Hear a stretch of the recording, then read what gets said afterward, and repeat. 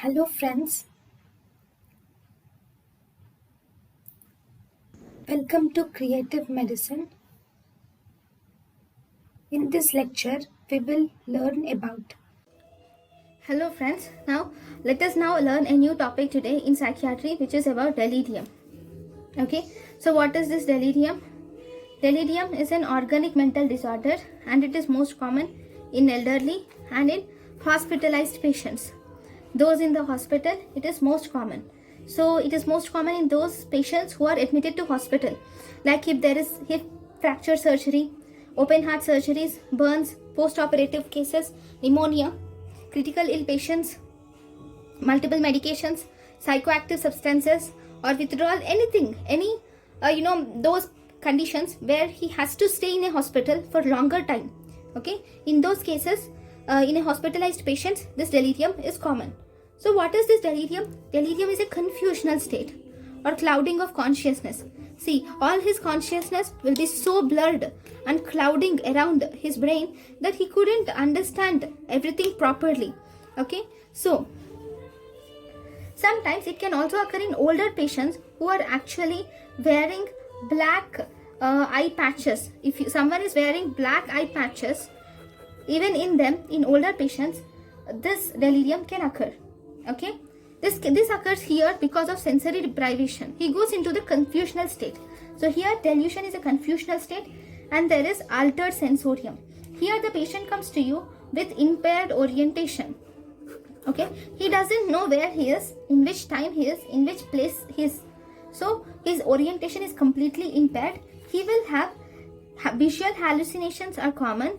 Visual hallucinations are common and he might have transient delusions.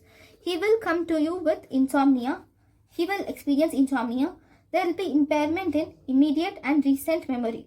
Okay, there are three different terms which are asked in many questions. What is sundowning phenomenon? What is sundowning phenomenon? Sundowning phenomenon is as the sun goes down, that is in the evening, this delusion increases. This delusion increases in the evening. So that is sundowning phenomenon. There is something called as picking behavior. What is this picking behavior? He started picking up things. Okay, he'll start picking up the blankets, he'll start picking up things. All this picking behavior occurs in delirium. And this picking behavior is also called as floculations or corpologia. Okay, so that is picking behavior. Then we have, then the patient also can have occupational delirium. That means he thinks he is in the hospital. Okay, for example, a person had hip fracture and he is admitted in the hospital post-op, okay, for a longer period of time.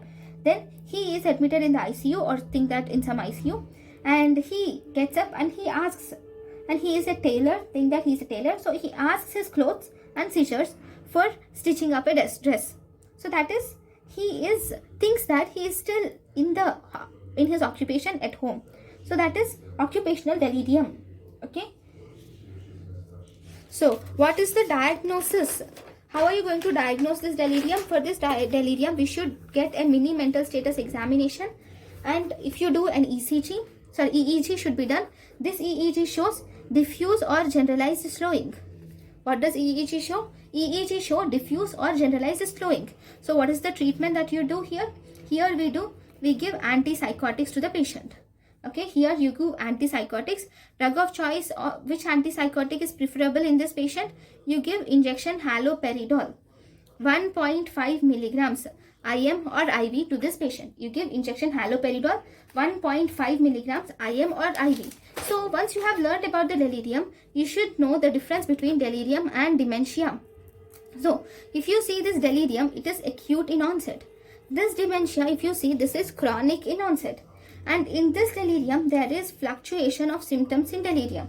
In dementia, there is no fluctuation of symptoms in dementia. So these are the two important things which you should learn. So delirium is acute onset, whereas dementia is chronic in onset. Delirium has fluctuation of symptoms, whereas dementia, there is no fluctuation of symptoms.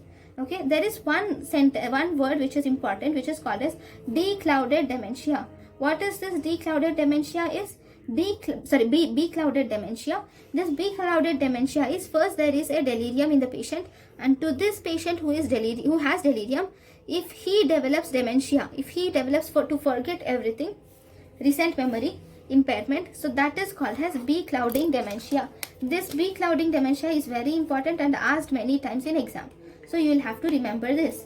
Then you have to see what is the difference between delirium and schizophrenia also.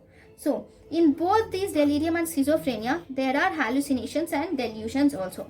The difference between it is, but here the difference is in hallucinations and delusions are present in both delirium and schizophrenia. But the characteristics of hallucinations and delusions in delirium and schizophrenia are different. So if you see delirium, the hallucinations in delirium are not constant, whereas the hallucinations in schizophrenia are constant. Okay, delusion in delirium are transient. The delusion in schizophrenia is well organized. Okay, that is the differences which you see.